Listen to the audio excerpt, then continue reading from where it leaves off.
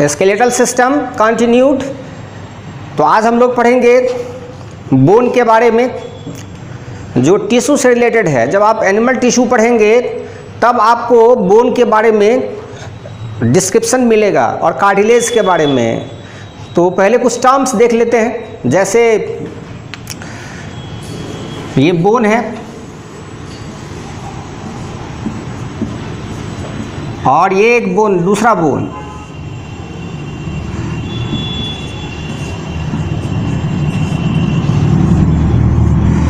अब ये दोनों बोन आपको पता है कि ये लिगामेंट से जुड़ा रहता है।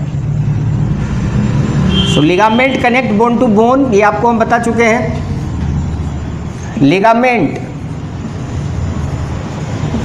Connect bone to bone, bone को बोन से कनेक्ट करने का काम लिगामेंट करता है। इसीलिए बोन अपने सही प्लेस पर रहते हैं, लेकिन अगर ये लिगामेंट खिंचा जाए, एक्सेसिव पुलिंग ऑफ लिगामेंट हो जाए तो स्प्रेन हो जाएगा। एक टर्म आ गया sprain. Excessive pulling of ligament,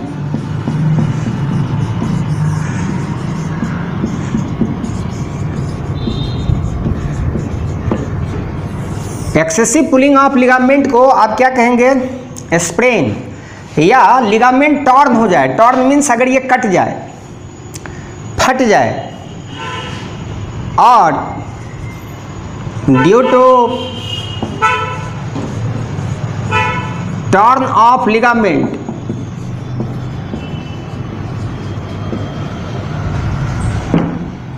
आप ये भी देखें, मसल जो होते हैं वो बोन पर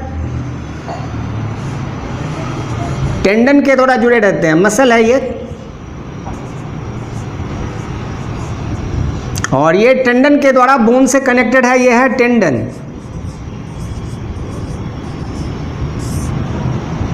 टेंडन से ये कनेक्टेड है।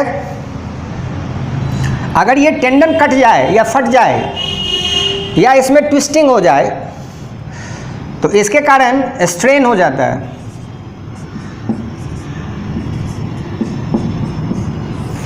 तो second term is strain due to turn of tendon और मसल।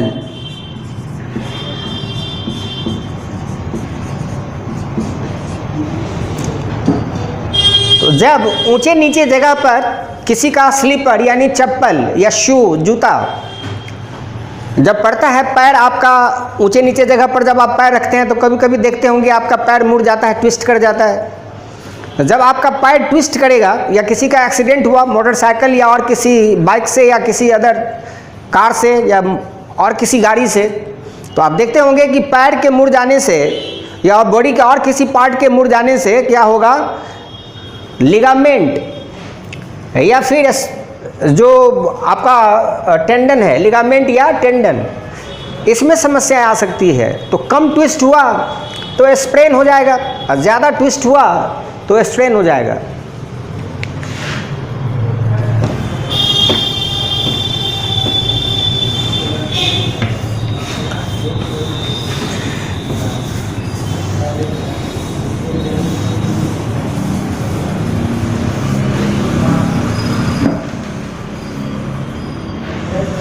अब हम लोग बोन के बारे में ज़रा देखें कि एक बोन को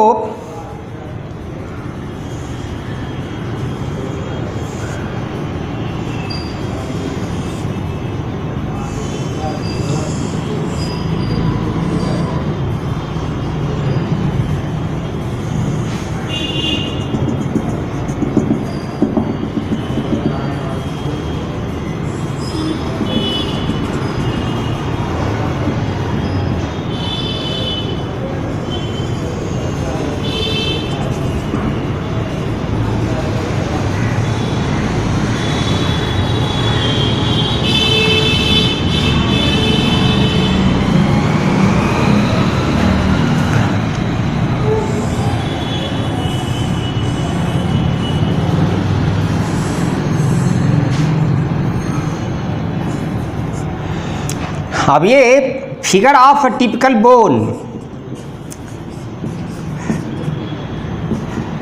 फिगर ऑफ टिपिकल बोन, एक बोन का आप स्ट्रक्चर देख रहे हैं यहाँ। तो बोन का सबसे बाहरी लेयर जो होता है वो होता है पेरिऑस्टियम, पेरिऑस्टियम, और अंदर का जो लेयर होता है वो होता है एंडोस्टियम।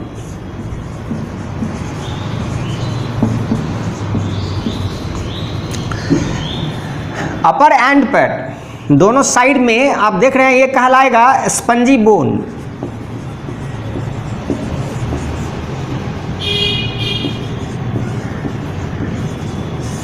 ये स्पंजी बोन है, यहाँ भी स्पंजी बोन है।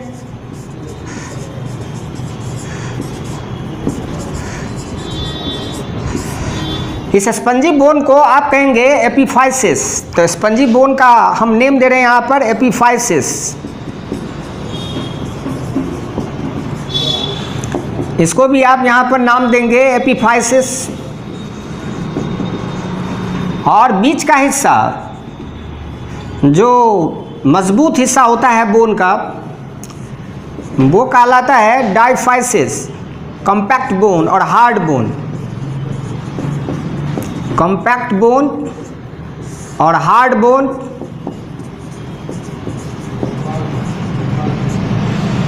इस हिस्से को जो मार्क कर रहे हैं हम, आप देख रहे हैं ये मार्किंग जो एरिया है, आप एक तरह से यहाँ से लेके यहाँ तक बता सकते हैं।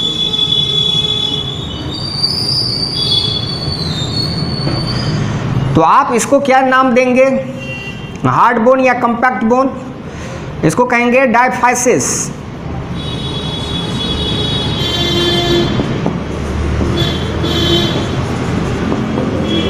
तो ये डायफाइसिस हो जाएगा। और बीच का पोर्शन, एपिफाइसिस और डायफाइसिस के बीच का पार्ट जो होगा वो कहलाएगा मेटाफाइसिस। तो ये मेटाफाइसिस होगा। यहाँ भी जो बीच का पार्ट होगा वो कहलाएगा मेटाफाइसिस।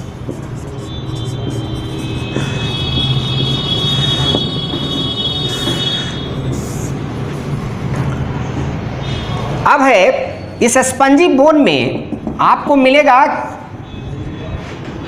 Red bone marrow. अब रेड बोन मैरो, इसमें जो स्टेम सेल होंगे, ये स्टेम सेल यहाँ पर आरबीसी को बनाएगा। बनेंगे डब्ल्यूबीसी और प्लेटलेट्स भी, लेकिन कम बनेंगे। ज़्यादा क्या बनेगा, आरबीसी। और ये जो बीच का पोर्शन है जिसको आप कहते हैं डायफाइसिस, इसमें एडिपोज टिश्यू भरे रहेंगे।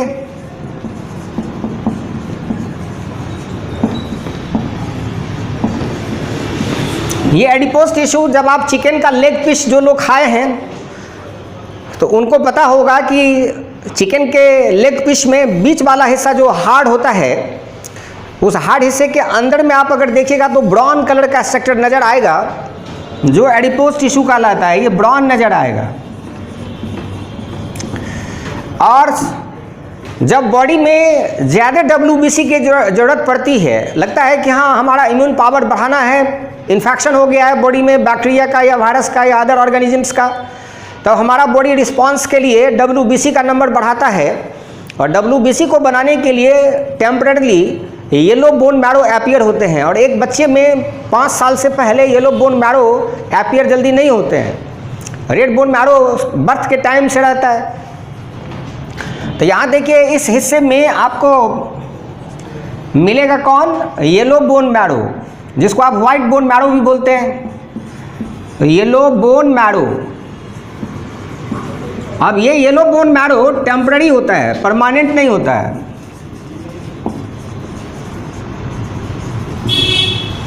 appear and disappear. Appear when body need formation of more WBC, formation of more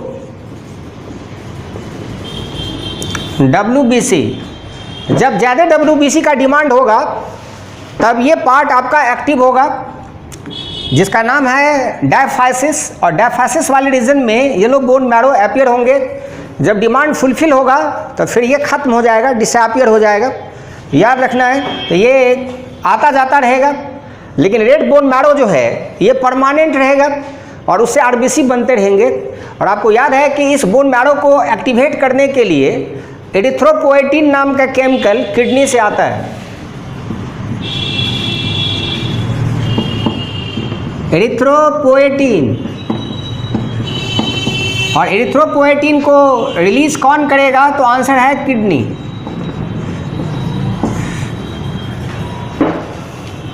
तो जनरली जब कोई मरीज किडनी डिजीज से, रीनल डिजीज से सफ़र कर रहा है, तो रीनल डिजीज के कारण एरिथ्रोपोएटिन का सेक्रीशन जब घट जाता है तो बॉडी में RBC का नंबर घट जाता है, और आप जानते हैं उस आदमी को एनीमिया होने लगता है, एनीमिया नाम की बीमारी हो जाती है।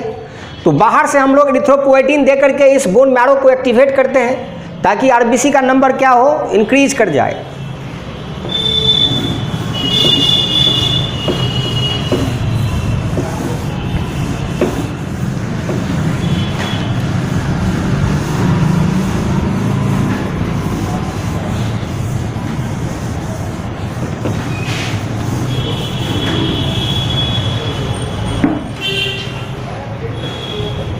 अब आप ऐसे देखिए, बोन को आपने डिवाइड किया दो पार्ट में। फर्स्ट पार्ट हुआ स्पंजी बोन। स्पंजी बोन, इसमें क्या मिला आपको? रेड बोन मैरो, और इससे बना RBC। स्पंजी बोन में क्या नहीं होता है? लैक ऑफ हैबर्सियन सिस्टम,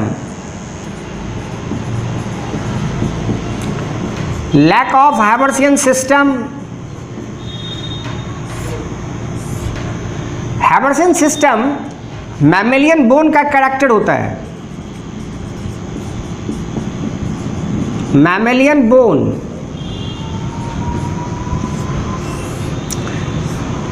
ये इंपॉर्टेंट क्वेश्चन होता है। हम लोग मैमल हैं, ह्यूमन बीइंग को आप क्या कहेंगे? मैमल। तो या अदर एनिमल्स जो हमारे सराउंडिंग में है, उसके बोन की क्या पहचान है? कैसे आप जानेंगे कि ये मैमल का ही बोन है? तो उसमें आपको क्या मिलना चाहिए? हैबर्सियन कैनाल, लैक्यूना, कैनालिकुली, जो सब हम आपको दिखलाएंगे, जो स्पंजी बोन वाले हिस्से में नहीं होता है। तो पूछा जाए कि ये कहाँ होता है, तो कहेंगे कॉम्पैक्ट बोन वाले हिस्से में होगा, कॉम्पैक्ट और हार्ड बोन वाले हिस्से में होगा। तो कॉम्पैक्ट बोन या हार्ड बोन, इसमें आपको मिलेगा येलो बोन मैरो, जिससे WBC बनेंगे, और इसमें मिलेगा presence of haversian system,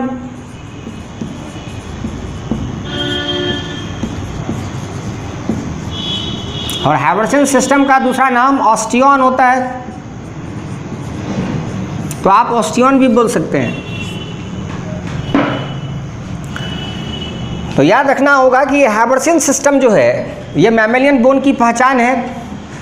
mammals को छोड़ करके, जैसे बर्ड्स है या एम्फीबियन है, दूसरे एनिमल में आपको क्या नहीं मिलेगा? हैबर्सियन सिस्टम नहीं मिलेगा। ये आपको याद रखना होगा। हैबर्सियन सिस्टम कहाँ मिलेंगे? तो आंसर क्या होगा? कॉम्पैक्ट बोन या हार्ड बोन, जो बीच वाला हिस्सा होता है जिसको कहते हैं आप डायफाइसिस रीजन, वहाँ पर आपको मिलेगा।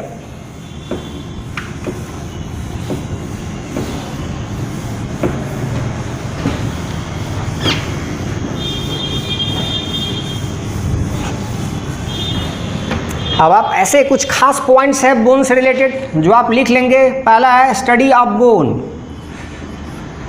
So study of bone called osteology.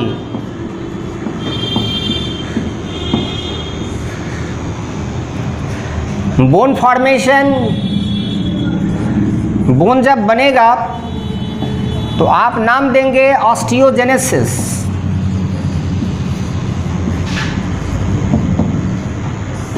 आप उसको ऑस्टियोजेनेसिस कहेंगे, बोन फॉर्मेशन को। लॉन्गेस्ट बोन, स्मॉलेस्ट बोन, ये सब आप लिख चुके हैं। Longest bone, heaviest bone, hardest bone,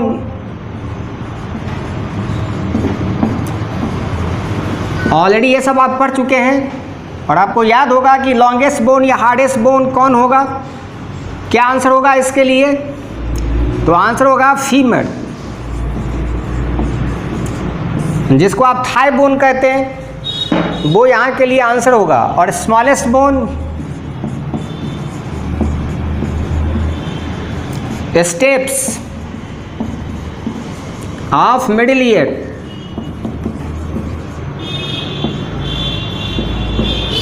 ये स्टेप्स आपको मिलेगा मिडिल ईयर में, जो स्मॉलेस्ट बोन होता है हम लोग के बॉडी का।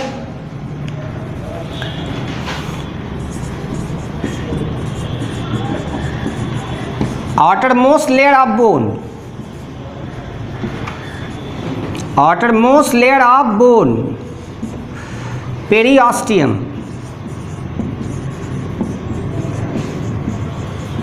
innermost layer of bone,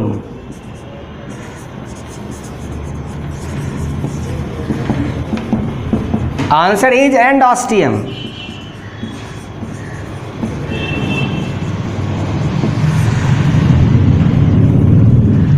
Matrix of bone,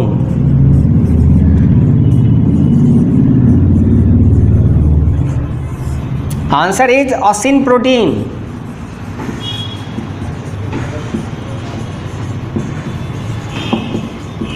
Ossin protein is rich in collagen fiber. और आपको पता होना चाहिए कि collagen is the most abundant animal protein. Animal के बॉडी में पाया जाने वाला सबसे ज़्यादा प्रोटीन कौन सा है? तो क्या आंसर होता है? कोलेजन। और ये कोलेजन फाइबर यहाँ पर मौजूद होंगे। इसके अलावा सॉल्ट्स होगा आपको, salts of calcium and phosphate,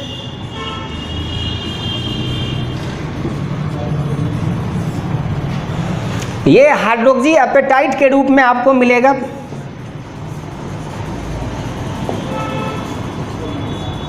hydroxy apatite,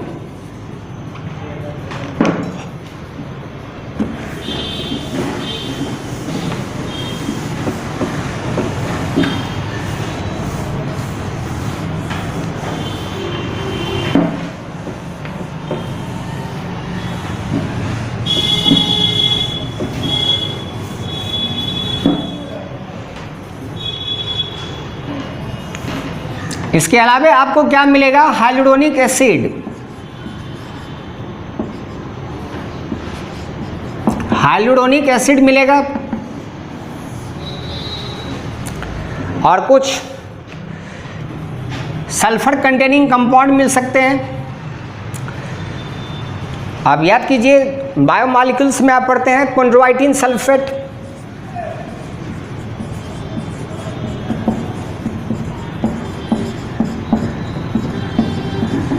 दोनों को एक साथ प्रोटियोग्लाइकन कहेंगे आप।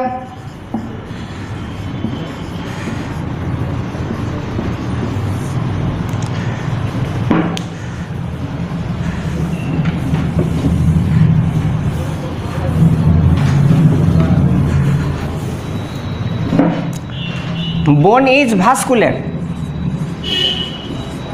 Bone is vascular, vascular means blood supplied होते हैं।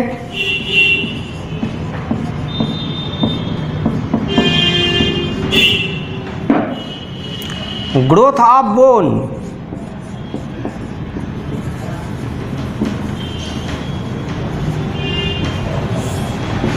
बोन का ग्रोथ होगा, और बोन का ग्रोथ बाई डायरेक्शनल होता है।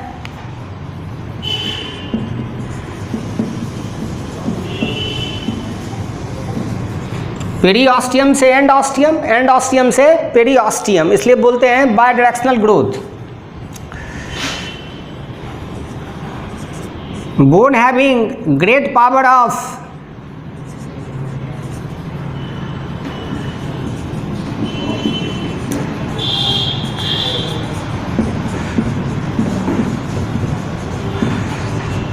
रीजनरेशन, हड्डी टूटती है तो फिर से जुड़ जाती है।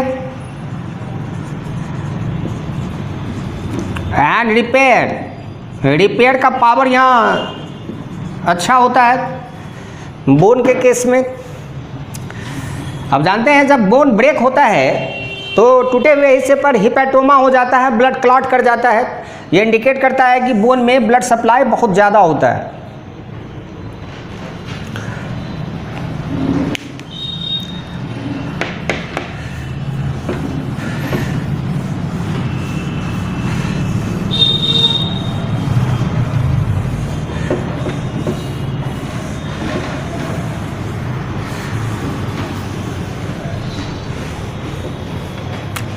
अब आप बोन का एक सेक्शन देखिए, लॉन्गिट्यूडनल सेक्शन, ट्रांसवर्स सेक्शन।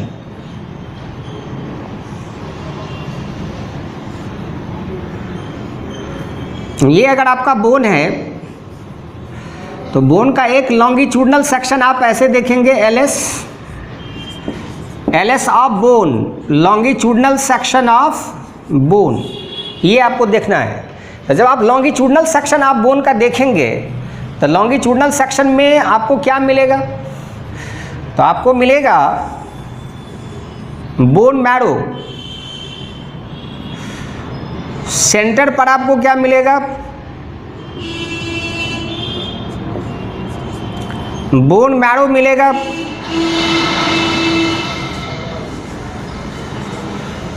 और साइड से हैवर्सियन कैनाल मिलेंगे। बोन मैरो के चारों ओर आपको लॉन्गिट्यूडनल कैनाल मिलेगा जिसको कहेंगे हैवर्सियन कैनाल। और आपको याद होगा ये हैवर्सियन कैनाल सिर्फ मैमेलियन बोन में होगा। इस दोनों को कनेक्ट करने के लिए ट्रांसवर्स कैनाल होंगे जिसको कहेंगे आप वॉल्कमैन्स कैनाल। तो ये ट्रांसवर्स कैनाल का नाम क्या होगा? Volkmann's canal. वॉल्कमैन्स कैनाल इस transverse canal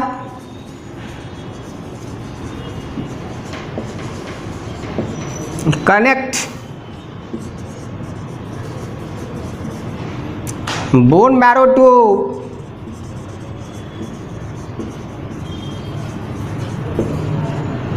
Haversian canal. Bone marrow को हैवर्सियन कैनाल से कनेक्ट कर देगा। Haversian canal mammalian bone only, दूसरे बोन में नहीं मिलेगा। So haversian canal is found in mammalian bone only. Haversian canal is longitudinal canal. Longitudinal canal. तो याद रहे हैवर्सियन सिस्टम हो या हैवर्सियन कैनाल हो, कहाँ मिलेगा? मैमल के बोन में मिलेगा। तो बोन मैरो के चारों ओर होगा कौन? Haversian canal. तो हम लिख लेंगे प्रेजेंट अराउंड। हैवर्सियन कैनाल को शॉर्ट में हम एससी लिख रहे हैं। तो याद रखेंगे हैवर्सियन कैनाल के चारों ओर, सॉरी बोन मैरो ना, bone marrow, Haversian canal is present around bone marrow BM. तो चलिए बोन मैरो को हमने बीएम लिख दिया शॉर्ट में। तो बोन मैरो के चारों ओर आपको क्या मिलेगा? Haversian canal. इसका प्रमाण है कैसे? तो आप एक इस बोन का क्या काटिए? ट्रांसवर्स सेक्शन काटिए, टीएस। लॉन्गिट्यूडनल सेक्शन न काट करके टीएस काटिए, गोल रिंग जैसा। तो ये आएगा TS, transverse section of bone.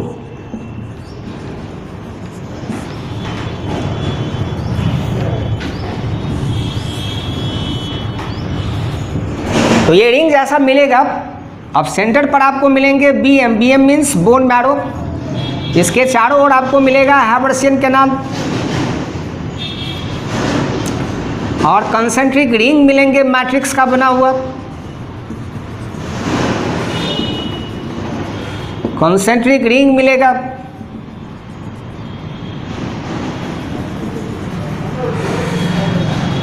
सबसे बाहर क्या होगा? पेरिऑस्टियम।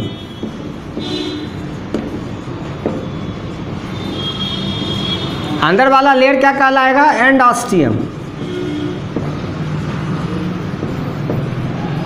और ये होगा HC। HC means haversian canal, BM means bone marrow. और ये सब जो रिंग बना हुआ है चारों ओर से, ये होगा कंसेंट्रिक लैम्बली।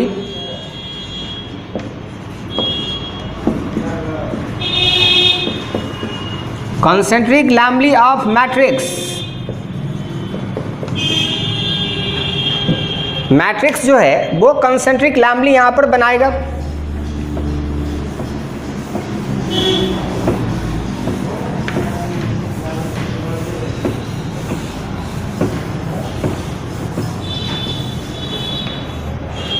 अभी जो आप डायग्राम देखे हैं लॉन्गिट्यूडनल कैनाल, ऐसे बोन मैरो में, यह है bone marrow, BM means bone marrow. और जो ये लॉन्गिट्यूडनल कैनाल देखे हैं हावर्सियन कैनाल, और इसको कनेक्ट करने वाला देखे हैं ट्रांसवर्स कैनाल। इसमें पूछा जाए पेरिओस्टियम एंडोस्टियम दिखलाइए, तो ये बाहर का लेयर क्या हो जाएगा? पेरिओस्टियम। बोन मैरो वाला सेक्टर क्या होगा? एंडोस्टियम। और ये हो जाएगा हावर्सियन कैनाल, और ये हो जाएगा वॉल्कमैन्स कैनाल। तो यहाँ पर भी आपको पेरिओस्टियम एंडोस्टियम मिलेगा। ये बोन मैरो है।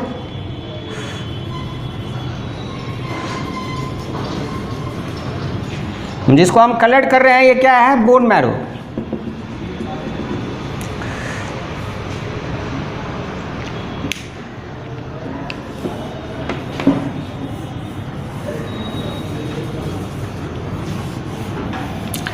अब इस जरा सा कंसेंट्रिक रिंग या लैम्बली को देखिए। तो कंसेंट्रिक रिंग या लैम्बली में कंटेन्स, इसमें क्या मिलेगा आपको? तो क्या आंसर होगा? कंसेंट्रिक लैम्बली और matrix contains lacuna and canaliculi. इसमें आपको लैक्यूना एंड कैनालिकुली मिलेगा। कैनालिकुली प्रोसेस होगा। और इस लैक्यूना को आप कहेंगे स्पेस। इस स्पेस में मिलेगा आपको बोन बनाने वाला cell, bone forming cell, osteoblast cell.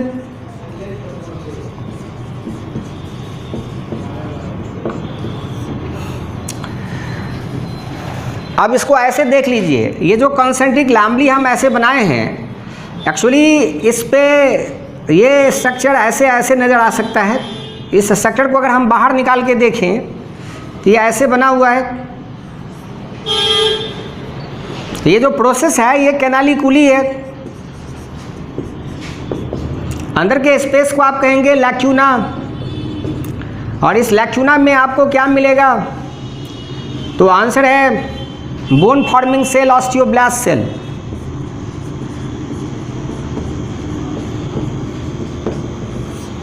Osteoblast cell मिलेगा। So osteoblast cell is a bone forming cell.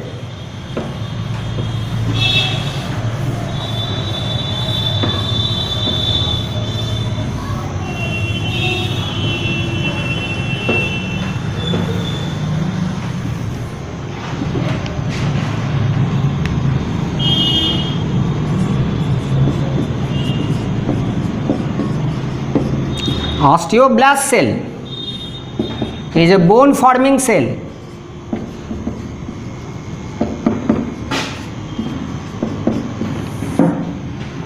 Osteoblast में जब डिवीजन होगा ये चेंज कर जाएगा ऑस्टियोसाइट सेल में।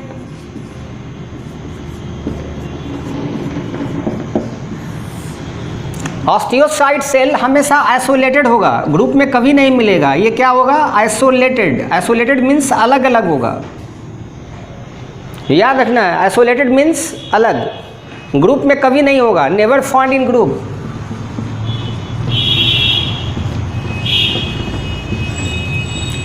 Never found in a group, ये ग्रुप में आपको नहीं मिलेगा।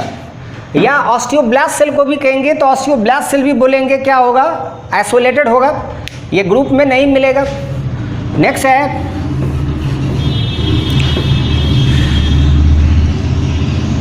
Osteoclast cell.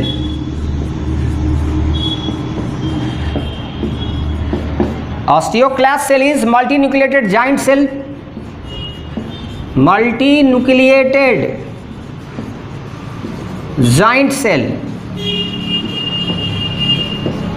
अब इस ऑस्टियोक्लास्ट सेल में लाइसोसोमल एंजाइम होंगे और ये लाइसोसोमल एंजाइम का नाम होगा कैथेप्सिन डी, और कैथेप्सिन डी का काम होगा remodelling of bone. Remodelling of bone, bone का रीमॉडलिंग कराता है। कहेंगे रीमॉडलिंग क्या होता है? सोचिए ये आपका बोन है और आपके बोन पर कुछ प्लांट के ब्रांच लाइक स्ट्रक्चर आ गए। अब इस पर ऐसे ऐसे कांटा कांटा जैसा निकल गया, इसको कहेंगे आप ऑस्टियोफाइट्स हो गया। इस ऑस्टियोफाइट्स पर ये एंजाइम काम करेगा कैथेप्सिन डी और इसको ये सॉफ्ट कर देगा। अब लगेगा कि बोन फिर से आपका क्या हो गया? सॉफ्ट हो गया। अब ये स्मूथ सरफेस हो गया। रीमॉडलिंग कहेंगे इसको, रीमॉडलिंग ऑफ बोन। बोन को नॉर्मल स्ट्रक्चर में लाने में ऑस्टियोक्लास्ट सेल मदद करता है।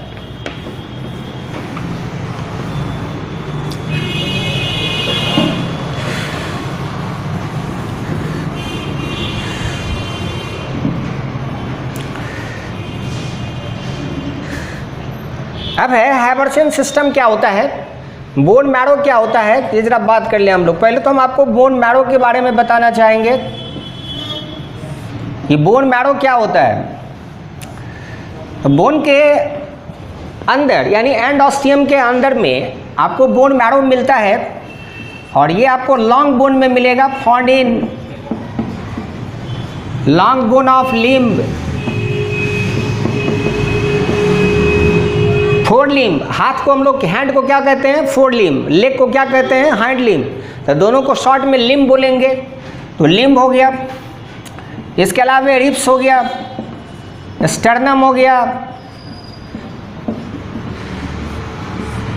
एंड फ्यू फ्लैट बोन्स, और फ्लैट बोन्स में स्कल बोन हो गया। वर्टिब्रा ऑफ वर्टिब्रल कॉलम आएगा इसके एग्जाम्पल,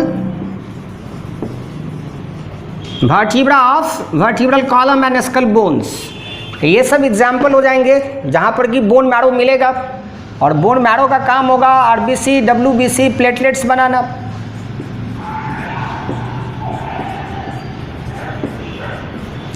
और इसको बनाने के लिए इसमें होंगे स्टेम सेल,